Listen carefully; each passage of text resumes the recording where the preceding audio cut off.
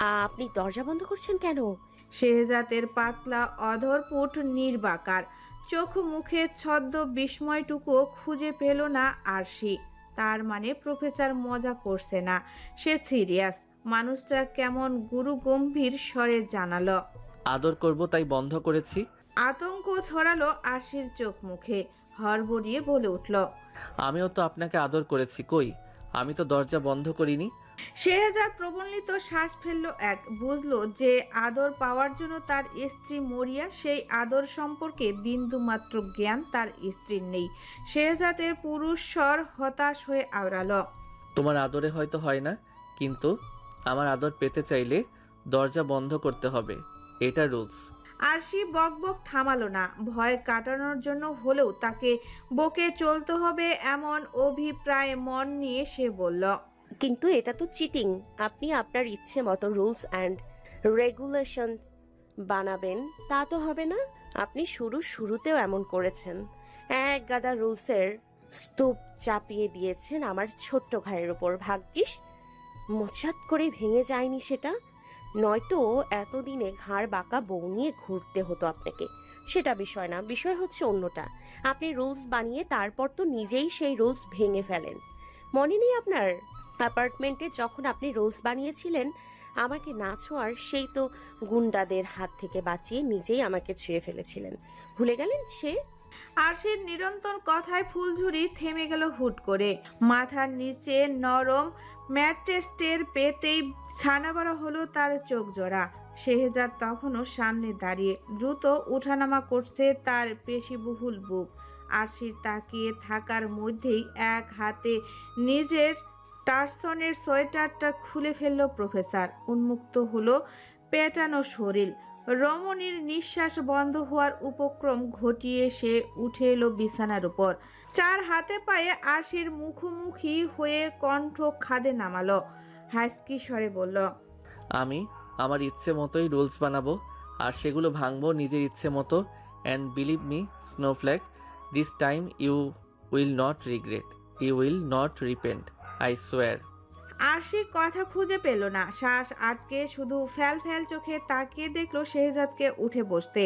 আরশির গলার খাজে এতদিন ধরে নিরুত্তাপ্ত হয়ে পড়ে থাকা চেনখানা হাতের আঙ্গুলে তুলে নিল মানুষটা। আচমকা চেনটা তোলায় বেরিয়ে এলো হুডি দিয়ে আড়াল করে রাখা বানি প্যান্ডেন্টিও। শেহজাদের ঠোঁটের বাঁকে জিতে যাওয়া হাসি যেন সে সোগাকিত্তে আওড়ালো। পেন্ডেন্টটা খুলে ফেলে দিলে ভেবে নেব তুমি আমাকে ভালোবাসো না, এমন কিছুই বলেছিলাম বোধহয়। কিন্তু দেখো, আজ আমি নিজে থেকেই জানি যে তুমি আমাকে ভালোবাসো। লজ্জায় লাল হয়ে বিছানার সাথে মিশে রইল আশি। অন্যদিকে তাকে বিড়বিড় করে বলল। কিন্তু আমি তো এমন কিছু বলিনি এখনো। ফিসেল হাসলো শেহজাদ। চেনটা আরশির গলার খাজে রেখে ঝুঁকে এসে চুমু খেলো তার উপর। পরপর আরশির কানের কাছে ঠোঁট নিয়ে আওড়ালো। Is it so snowflake? তাহলে আমি ততক্ষণ পর্যন্ত থামবো না যতক্ষণ পর্যন্ত না তুমি বলবে তুমি আমায় ভালোবাসো। আরশি ভরকালো। মিনিট খানেকের নিস্তব্ধতা ভেঙে শেহজাদ উঠে গেল বিছানা ছেড়ে। তারপর একে একে নিভিয়ে দিল ঘরের আলো ঝলমলে সমস্ত বাতি।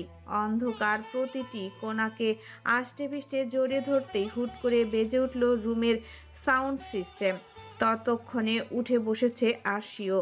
ভীতু চোখ জোড়া নৈরিত্যের আধারে খুঁজে চলল শেহজাদকে, কিন্তু বিধিবাম অন্ধকারে তাকে খুঁজে না পেলেও না পায়ের কাছে টের পেল একজোড়া হাতের স্পর্শ।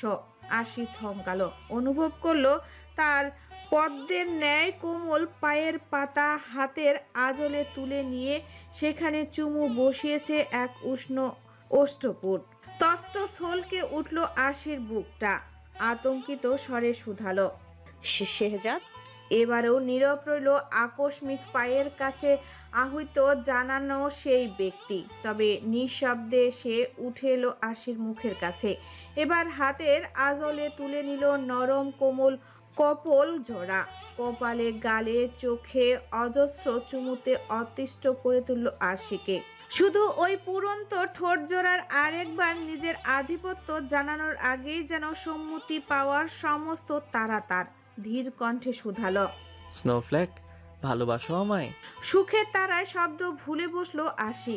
চোখের জল ফেলে শুধু মাথা নাড়ল উপর নিচ। মুহূর্তেই শেহজাদ লুফে নিল তুলতুলে ঠোঁট জোড়া। তারপর চোয়াল বেয়ে সেই ঠোঁট নেমে এলো গলার খাজে।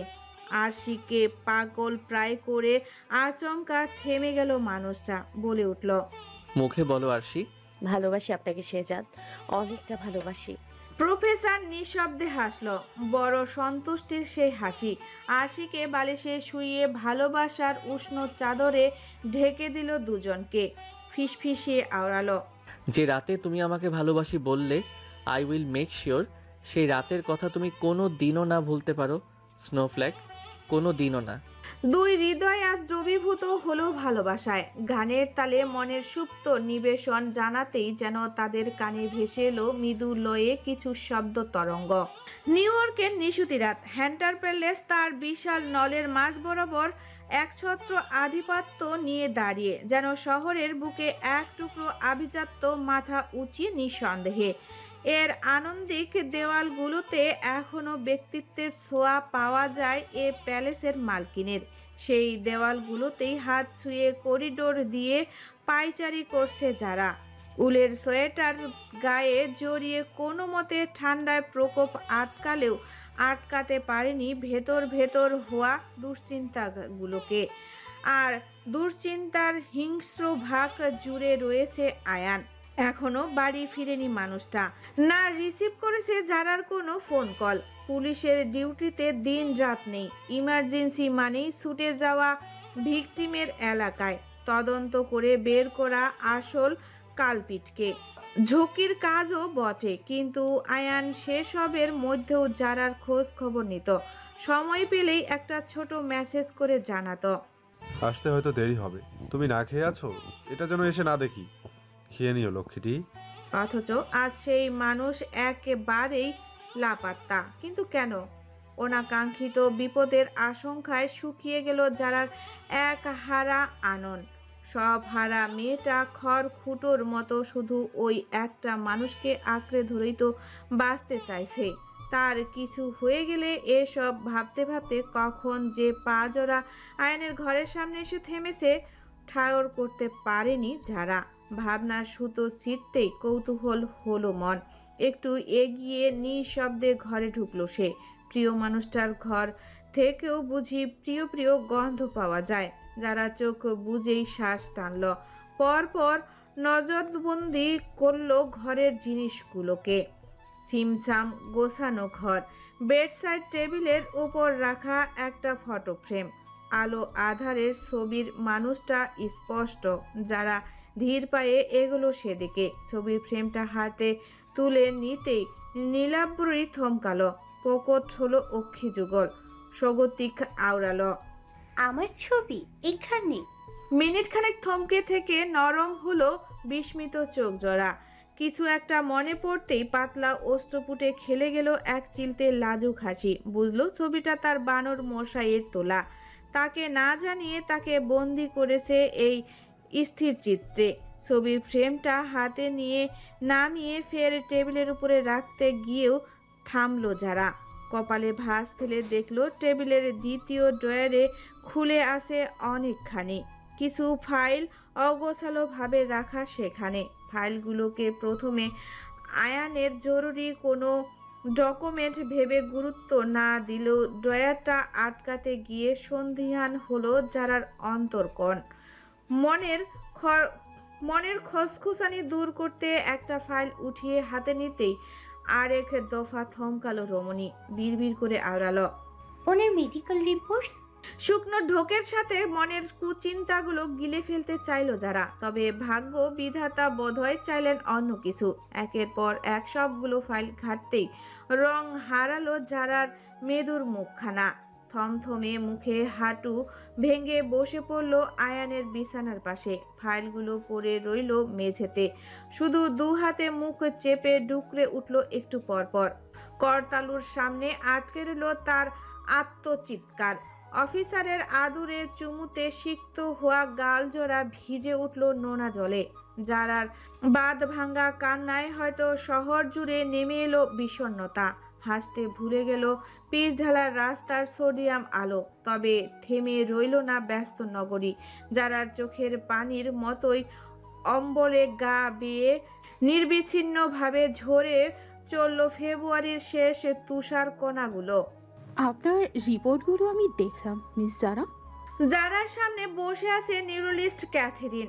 হাসি খুশি মধ্য বয়স্কা হুট করে গম্ভীর করে ফেললেন চোখ মুখ। থমথমে কণ্ঠে জিজ্ঞেস করলেন, কিছু মনে করবেন না মিস জারা, পেশেন্ট কি আপনার পরিচিত? যারার হুঁশ ফিরল যেন এতক্ষণে। সেই কোন সাত সকালে কোনো এক ঘোরের মধ্যে এসে উপস্থিত হয়েছে এই হসপিটালে। সে কথা ঠিক ঠাওর করতে পারল না উদ্ভ্রান্ত চেহারার যারা। সে ভীতুগ্রস্ত ন্যায় জবাবে বলল, উনি আমার হাজবেন্ড। ক্যাথেরিন প্রবলিত শ্বাস ফেলে মাথা নোয়ালো। বোঝার চেষ্টা করলেন যারার অবস্থাটা। খুব একটা পারলেন না বোধ হয়। তবুও শান্ত স্বরে বললেন, I am so sorry dear, কিন্তু আমি আশা করব আপনি নিজেকে শক্ত রাখবেন। আসলে আপনার হাজবেন্ড আলজাইমার্সে আক্রান্ত। যারা যেন এখনো বিশ্বাস করতে পারল না কথাটা। অথচ রাত থেকে খানেক বারের বেশি হলেও সে নেট ঘেটেছে এই বিষয়টা নিয়ে। যদি একটু আশার আলো পাওয়া যায়, হয়তো এই রোগটা তেমন মারাত্মক কিছু নয়। তার প্রশ্নবিদ্ধ অসহায় চোখ দুটো দেখে ক্যাথেরিনের মায়া হলো ভীষণ। কতটুকুই বা বয়স হবে মেয়েটার, তবুও যতটুকু না জানলেই নয়। ততটুকু বলে গেল মুখ বনে বসে থাকা যারাকে, এটি একটি মস্তিষ্কের রোগ। ক্যান্সারের মতো দ্রুত মানুষকে মেরে না ফেললেও এই রোগের কারণে মস্তিষ্কের স্নায়ুকোষগুলো ধীরে ধীরে এতটাই অকার্যকর অচল হয়ে পড়ে যা শেষ পর্যন্ত রোগীর মৃত্যুর কারণ হয়ে দাঁড়ায়। মস্তিষ্কের কোষগুলো ধ্বংস হওয়ার পরে আক্রান্ত ব্যক্তি প্রথমে যে সমস্যায় পড়েন তা হলো স্মৃতিশক্তি হারিয়ে ফেলা। তারপর ধীরে ধীরে স্বাভাবিক কাজকর্মেও এর প্রভাব পড়তে শুরু করে।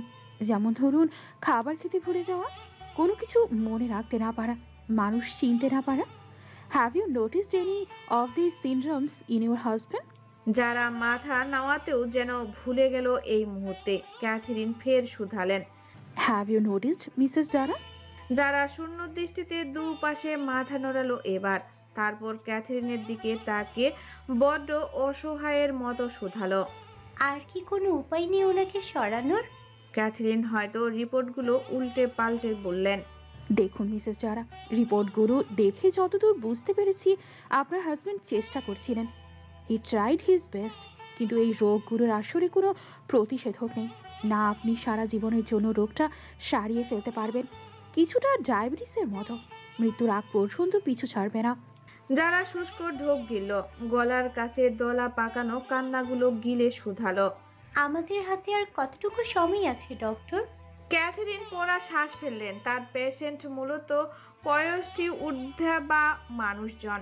যে বয়সে আয়ান এই রোগে আক্রান্ত হয়েছে সেই বয়সটা বিরল, কিন্তু পরিণত নয়।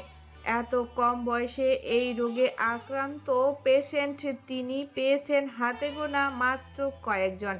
উনি শান্ত স্বরে বললেন, প্রাথমিক পর্যায়ে এই রোগ শনাক্ত হলেও রোগী বড়জোর 4 থেকে 8 বছর বাঁচে। তবে খুব রেয়ার কেসগুলোতে হয়তো পেশেন্ট 20 বছর অবধি সার্ভাইভ করতে পেরেছে। মিসেস জারা, আপনাদের দুজনের বয়সই কম। আমি বলবো প্রার্থনা করুন। যেখানে চিকিৎসা বিজ্ঞান হাত গুটিয়ে ফেলে সেখানেই ওপরওয়ালার খেল শুরু হয়। এতটুকু ভরসা রাখুন ভাগ্যের ওপর। দেখুন কি হয় শেষ পর্যন্ত। কিন্টার কেয়ার স্কুলটির ছুটি হওয়ার সময় এখন। যারা বাচ্চাদের ক্লাস শেষ না করে নিজে বের হবে না। অগত্যা বাইকের গায়ে ঠেস দিয়ে দাঁড়িয়ে অপেক্ষার প্রহর গুনল অফিসার।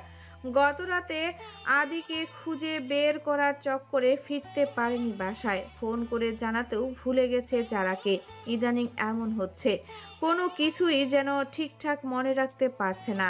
আয়ান বেশ বুঝতে পারলো এমন চলতে থাকলে কোনো এক সময় পুলিশের উর্দিটাও ছাড়তে হবে ওকে। অসুস্থ মানুষকে নিশ্চয়ই এরা চাকরিতে রাখবে না। অসুস্থ আয়ান তো ভুলেই বসেছিল কথাটা। এসে প্রেয়সীর ভালোবাসার রোগ ভুলে দিব্যি কেমন কাটিয়ে দিচ্ছিল দিনগুলো। এমন আর কটা দিন কাটাতে পারলে ভালো হতো না? অন্তত যারার আসল বাবা মাকে খুঁজে বের করার আগ অবধি, নয়তো যে আবারও একা হয়ে যাবে মেয়েটা। পুরো পৃথিবীতে একা বেঁচে থাকার মতো কষ্ট বোধহয় মৃত্যুতেও নেই। সেই কষ্টে মরে গিয়ে কি করে সে দেবে তার বাটারফ্লাইকে? আয়ানের ভাবনার মধ্যে ক্লাসরুম থেকে বের হলো যারা। থমথমে মুখটা আয়ানকে দেখে কঠিন হলো ভীষণ। নীলাব্রির চোখ মুখ পড়তেই রিজু হয়ে দাঁড়ালো আয়ান। কিঞ্চিত হাসার চেষ্টা করলেও যারা থমথমে মুখ দেখে দপ করে নিভে গেল তার হাসি। পুরো একদিন পর দেখা ওদের, তাতেই বোধহয় রেগে আগুন ম্যাডাম। এমনটাই মনে হলো ভেবে নিল অফিসার। প্রেয়সীর অভিমান ভাঙাতে ধীরে ধীরে দু হাত তুলল কান বরাবর। পরপর আশেপাশে সবাইকে অবাক করে দিয়ে কানের নরম অংশ ছুঁয়ে মাথা নোয়ালো অপরাধীর মতো। একজন সাধারণ স্কুল টিচারের সামনে একজন অন ডিউটি পুলিশ অফিসারের কান ধরে দাঁড়িয়ে থাকার বিষয়টা বেশ উপভোগ করলো পথচারীরা। ঠোঁট টিপে হাসলো মাঠে থাকা ছোট ছোট বাচ্চাগুলো, যারা এগিয়ে এলো নিঃশব্দে। নির্লিপ্ত তার মুখবয়, কার্ডিগান আর জিন্সে বড্ড সিমসাম তার প্রতিশব্দ। আয়ানের সামনে এসে দাঁড়াতেই পাশ থেকে হাতের আঙ্গুল টেনে ধরল 9-10 বছরের একটা বাচ্চা মেয়ে। যারা চমকে সেদিকে তাকাতেই মেয়েটা ফিসফিস করে বলল, টিচার, এই কান ধরে দাঁড়িয়ে থাকা পুলিশ আঙ্কেলটা কি তোমার বন্ধু? যারা নির্লিপ্ত ভীষণ মুখখানা নরম হলো এবার। ঝুঁকে এলো মেয়েটার দিকে, স্মিত চোখ জোড়া হেসে শুধালো, কেন বলো তো? মেয়েটা একবার মাথা তুলে তাকালো আয়ানের নিবুদ্ধ মুখের দিকে, তারপর যারার দিকে তাকিয়ে বলল, উনি তো অনেক সুন্দর আর লম্বা, তাই আমি ঠিক করেছি বড় হলে পুলিশ আঙ্কেলটাকে আমারও বন্ধু বানাবো, তারপর বিয়ে করব। আমি তোমার বন্ধুকে বিয়ে করলে তুমি কি কষ্ট পাবে? কিছুক্ষণ ফ্যাল ফ্যাল দৃষ্টিতে মেয়েটার দিকে তাকিয়ে থাকার মধ্যেই যারা শুনলো এক মহিলার কণ্ঠ। কেউ একজন তাদের কাছে এসে বলছে, অলিভিয়া, আবার পাকা পাকা কথা বলছো? দাঁড়াও, আজকেই জানাচ্ছি তোমার পাপাকে। পরপর যারা আর আয়ানের দিকে একবার করে তাকে ভদ্র মহিলা বলে উঠলেন, আসলে মেয়েটা এত দুষ্টু হয়েছে না, আপনারা প্লিজ কিছু মনে করবেন না। এতক্ষণে মৃদু হাসি খেলে গেল যারার বিষণ্ণয় দৃঢ় মুখে।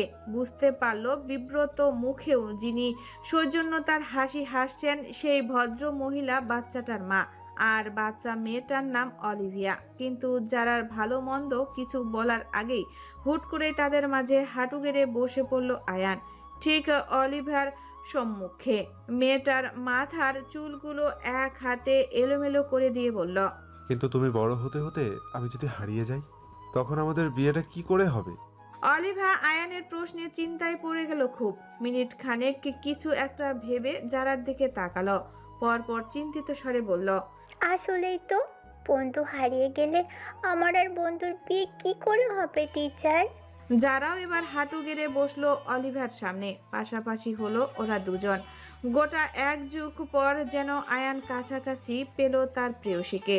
মুগ্ধ দৃষ্টিতে শুধু দেখে গেল তার মুখখানা। যারা খুব যত্ন নিয়ে এলোমেলো চুলগুলো গুছিয়ে দিল অলিভার। পরপর ঘাড় ফিরিয়ে তাকালো আয়ানের দিকে। আয়ানের হেম চোখে চোখ রেখে বলল, টিচার আছেন না, অলিভিয়ার বড় হওয়া পর্যন্ত অলিভিয়ার এই বন্ধুটাকে আমি কোথাও হারিয়েও যেতে দিব না, কোথাও না। অলিভা তার ছোট্ট কনিষ্ঠা আঙ্গুলটি এগিয়ে দিল যারার সামনে, বিষণ্ণ মুখে শুধালো, প্রমিস? যারা স্মিত হাসলো, নিজের কনিষ্ঠা আঙ্গুলে জড়িয়ে নিল অলিভার আঙ্গুলটা। আয়ানের দিক থেকে দৃষ্টি না সরিয়ে বিষণ্ণ স্বরে বলে উঠল, প্রমিস। মধ্যবেলার মিঠা রোদ মাথায় নিয়ে হাঁটতে শুরু করেছে যারা। বরফ ভেজার রাস্তায় তার অল্পখানেক ব্যবধানে পা মিলিয়েছে আয়ান। ইমেজ ক্যানভাসের ছবির মতো মুখটা তার দুশ্চিন্তায় স্নান।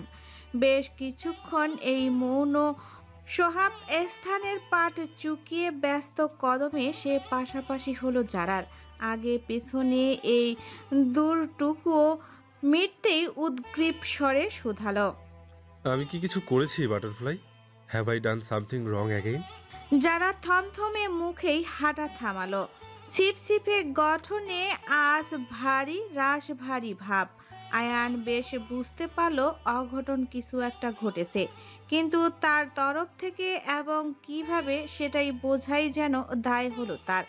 যারা যতটা শীতল চোখে চাইল আয়ানের উৎকণ্ঠিত মুখ পানে, তার থেকেও শীতল কণ্ঠে জিজ্ঞেস করলো, আপনার হঠাৎ এমন কেন হলো অফিসার? হুট করে অফিসার সম্বোধনে আহত হলো আয়ানের প্রেমিক সত্তা। একরাশ অভিমানে ভিজে গেল তার পৌরুষ স্বর। অসহায় চোখ মুখে বালক স্বরূপ অনুযোগ জুড়ে আওড়ালো, সেই বেরিয়ে থেকে একবারও কথা বলনি আমার সাথে, বাইকেও উঠে না। বুঝতে পারছি না তুমি রেগে আছো আমার উপর, কিন্তু বিশ্বাস করো বাটারফ্লাই, গতকাল রাতে ভাগ্যিস আপনার ঘরে গিয়েছিলাম আমি, নয়তো জানতেই পারতাম না আপনি এতগুলো দিন এত বড় সত্যিটা লুকিয়ে রেখেছেন আমার থেকে। কথার মাঝে কথা টেনে নেওয়ায় থেমে গেল আয়ান। বিস্ময়ী ভূতের ন্যায় কিছুক্ষণ তাকিয়ে রইল যারার তপ্ত চোখের দিকে। অবিশ্বাস আর বিদ্রুপ মিলেমিশে একাকার হলো তার কণ্ঠস্বর। তাচ্ছিল্যের সাথে হেসে বলে উঠল, তুমি কি আমার যারা, প্লিজ বলো না, তুমি আমার পার্সোনাল ফাইলগুলো ঘেটেছো? আয়ানের প্রশ্নে ধৈর্যের বাঁধ ভাঙল নীলাব্বরীর। ক্ষুদ্র চোখ জোড়ায় খেলে গেল বিমূর্ততার ঢেউ। এক কদম দু কদম করে আয়ানের একেবারে কাছাকাছি এগিয়ে এলো সে। প্রশস্ত বুকে তর্জনী ঠেকিয়ে বড় অবিশ্বাসের সাথে বলে গেল, আপনার সাথে আমার পুরো লাইফ জড়িয়ে আছে আয়ান। আমরা বিয়ে করব, সংসার করব, সেখানে আপনার পার্সোনাল ফাইল ঘেটেছি বলে আপনি রেগে যাচ্ছেন? আপনার পার্সোনাল ব্যাপারে জানার কোনো অধিকার নেই আমার? না, নেই।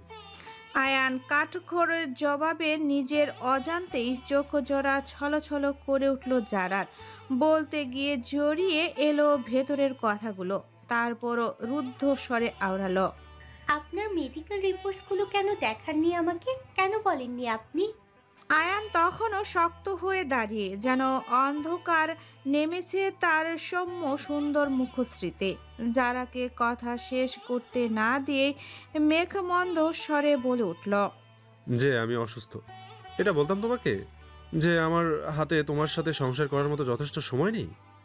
উপরওয়ালা হাতে গোনা আর মাত্র কয়েকটা বছর রেখেছেন আমার জন্য এই পৃথিবীতে, যে আমি আর কয়েক বছর বাদে আর কাউকে চিনতে পারবো না।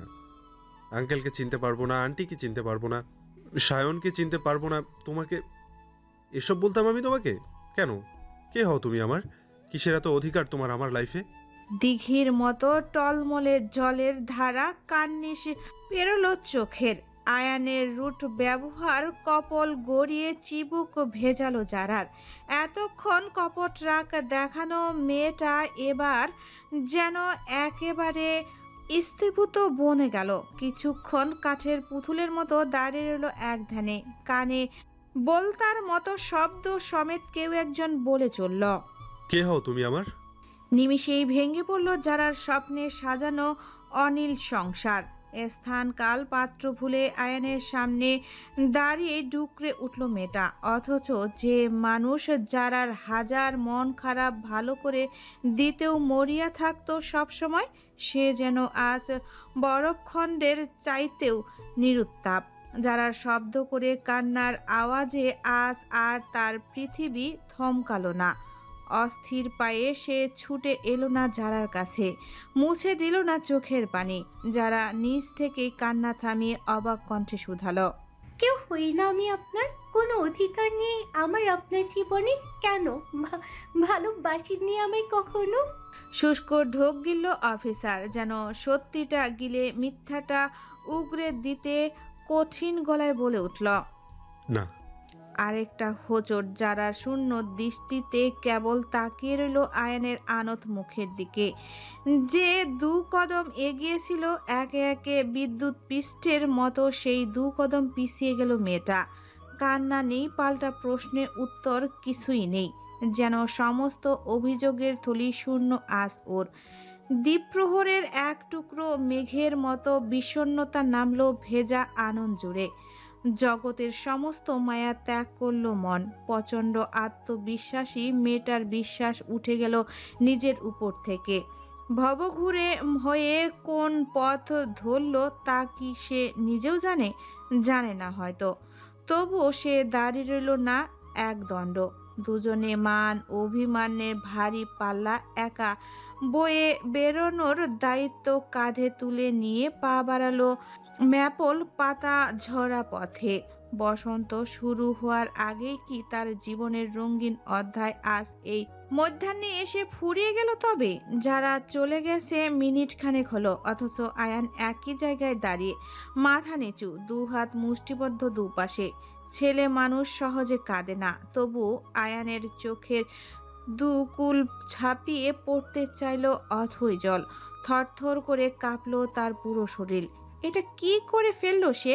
এভাবে শেষ করে দিল সবটা। নিজেই ধিক্কার জানালো শেষমেশ। যে কথাগুলো যারা সামনে থাকতে বলতে পারেনি, সেই কথাগুলোই বলে চলল একে একে। আমি বড্ড লোভী যারা। আমি অসুস্থ জেনেও নিজেকে পারিনি তোমার জীবন থেকে সরিয়ে ফেলতে। বেঁচে থাকতে পারবো না জেনেও পারিনি তোমায় না ভালোবেসে থাকতে। চেয়েছিলাম কোনোদিন তোমাকে জানাতেই দেব না যে আমার এই অসুখের কথা, কারণ হয়তো আমি তোমার চোখে কখনো দুর্বল হতে চাইনি যারা। জানো, ভেবেছিলাম যতদিন বেঁচে থাকবো ততদিন অনেকগুলো ভালো স্মৃতি বানাবো তোমার সাথে, যেন মস্তিষ্ক তোমাকে ভুলে যেতে চাইলেও মন তোমাকে না ভুলতে দেয়। কিন্তু দেখো, ভালো মেমোরিজ বানাতে গিয়ে কত বিচ্ছিরি একটা কাণ্ড ঘটিয়ে ফেললাম। তোমাকে বকলাম, কষ্ট দিলাম। I am sorry butterfly. এই ভীষণ স্বার্থপর আমিটাকে পারলে ক্ষমা করে দিও তুমি।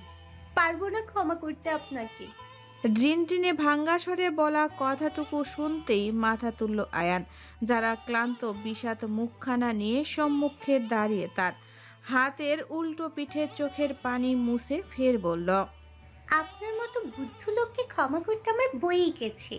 আয়ান তখনও ফ্যাল চোখে তাকিয়ে। যারা তার সামনে চলে যায়নি তাকে ছেড়ে। পৃথিবীর সমান বিস্ময়ে কণ্ঠনালী চিরে কথা বেরোলো না আর কোনো। শুধু অভিমানী ফুলে ফেপে ওঠা ওই নরম গালগুলোতে আদর করে দিতে ইচ্ছে হলো ভীষণ। ইস, না জানি কতটা কেঁদেছে মেয়েটা ওর জন্য। এই আপনার ভালোবাসার নমুনা। ভালোবাসার মানুষকে নিজের ভালো মন্দ সবটা জানাতে হয়। হতেও তো পারে আমরা দুজনে মিলে কোনো একটা সমাধান বের করে ফেললাম এই পরিস্থিতির। আপনার ভয়ে আমাকে ভুলে যাওয়া নিয়ে তো বেশ, আপনি যতবার আমাকে ভুলে যাবেন ততবার আমি আপনাকে নতুন করে মনে করিয়ে দিব যে। এটুকু বলে কিঞ্চিত সময় থেমে রইল যারা।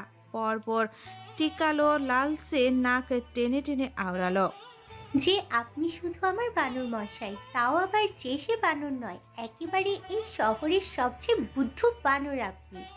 এত শত বিস্ময় বিমূর্ততার মাঝেও মাথা নুয়ে ফিক করে হেসে ফেলল আয়ান। যারার কাছে বড় নিষ্পাপ নিষ্ফুল লাগলো সেই হাসিটুকু। অনুমনে বয়ে গেল ঝড় শেষ হওয়ার পরের মুহূর্তের মতো ঠান্ডা ঠান্ডা পরশ। কেন সে তখন এটুকু বুঝলো না মানুষটাকে? কেন সে ওভাবে ফেলে চলে যেতে চাইছিল তাকে? যারা নিজের ওপরই রাগ হলো এবার। সেই রাগটুকু নিয়ে আয়ানকে থমথমে মুখে শুধালো, এখন আবার দাঁত বের করে হাসছেন কেন? আপনার প্রশংসা করিনি, বানর বলেছি আপনাকে। আয়ান চমকালো, থমকে তাকালো সামনে। হাসিটুকু গায়েব হয়ে গেল যারা রাগত মুখখানা দেখতেই। বড় বড় হতবিলম্ব চোখ দুটো ফের সন্তুষ্ট হলো জীবনের এই বিশেষ মানুষটাকে হারিয়ে ফেলার ভয়ে। গমগমে পৌষ স্বরখানা নরম হয়ে শুধালো, তাহলে কি করব? যারা তখনও গম্ভীর হয়ে দাঁড়িয়ে, তার থেকেও গম্ভীর কণ্ঠে বলে উঠল, দুহাত দুদিকে ছড়িয়ে তাড়ান। অফিসার বাধ্য ছেলের মতো দুহাত দুদিকে ছড়ালো। ধীরে ধীরে তাকে আরেক দফা বিস্ময়ের চূড়ায় নিয়ে ফেলতেই যেন যারা এগিয়ে এসে ঝাঁপিয়ে পড়ল তার বুকে। চওড়া সিনায় মুখ লুকিয়ে কেঁদে ভাসালো। প্রেয়সীর চোখের পানিতে সিক্ত হলো আয়ানের হৃদয়। যারাকে বুকের ভেতর নিয়ে তাতপ দুনিয়ার সমস্ত দুঃখের ভাগ থেকে তাকে মুক্তি দিতে চাইল একান্তে। চুলে মুখ গুজে পিঠে হাত রাখলো মেয়েটার। কষ্টগুলো যদি একটু আদর পেয়ে মুছে যায় তাতে ক্ষতি কি? যারা কত সময় ওভাবে আয়ানের বুকে পড়েছিল তা সে জানে না। তবে হুঁশ ফিরতেই ধরা গলায় আবদার ছুড়ে বলল, আমি ডিসিশন চেঞ্জ করে ফেলেছি। বাংলাদেশে গিয়ে বিয়ে করছি না আমরা, এখানেই বিয়ে হবে আমাদের, এই নিউ ইয়র্কে। আঙ্কেল আন্টি প্রফেসর আশি স্নোবল সবাইকে সাথে নিয়ে হবে বানর মশাই আর তার বাটারফ্লাই বিয়ে। তারপর বাংলাদেশে ফিরলে ওখানকার আশ্রমের সবাইকে নিয়ে বড় করে আরও একবার অনুষ্ঠান করব আমরা।